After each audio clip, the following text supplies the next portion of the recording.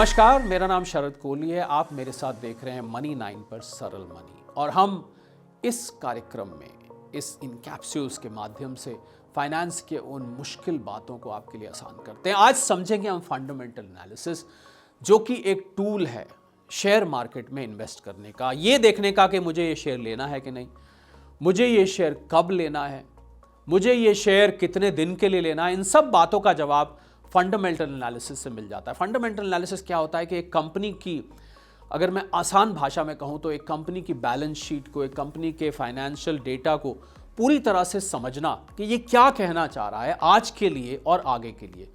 इसमें प्रॉफिट आ जाता है, इसमें बुक वैल्यू आ जाती है, इसमें पीई मल्टीपल आ जाता है, इसमें बहुत सारी कंपनी की सेल्स आ जाती हैं, उनकी प्रोजेक्शंस आ जाती हैं। तो आप फंडामेंटल एनालिसिस के ज़रिए ये जान पाते हैं कि ये कंपनी में लगाया हुआ मेरा पैसा आगे ग्रो करेगा या नहीं करेगा।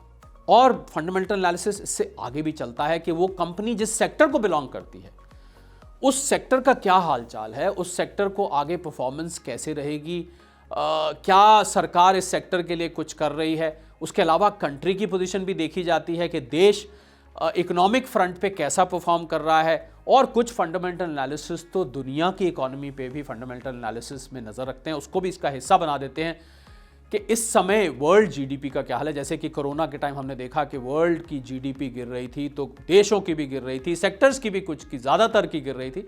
तो ये सब मिला के फंडामेंटल एनालिसिस बनता है। एक अच्छा फंडामेंटल एनालिस्ट कभी भी मात नहीं खाता है। क्यों नहीं खाता है? क्योंकि उसको मालूम है कि मुझे शेयर कितने का लेना है, किस स्टेज पर लेना है, कितने दिन के लिए रखना है। फंडामेंटल एनालिसिस ज़्यादातर आपको लंबी, मीडियम से लंबी अवधि के लिए जब आपने निवेश करना होता है तो वहाँ पर काम आता है। तो हमेशा इन्वेस्ट करिए, सोच कर करिए, समझ कर करिए। और फंडामेंटल एनालिसिस अगर आपको मुश्किल लगता है तो मेरी आपको ये सलाह है कि किसी जानकार को, किसी फाइनेंशियल एक्सपर्ट को साथ लेके उनसे फंडामेंटल एनालिसिस कराइए। देखिए कि कंपनी की हेल्थ कैसी है। उस कंपनी की हेल्थ के बेसिस पे आप अपने निवेश का निर्णय ले सकते हैं।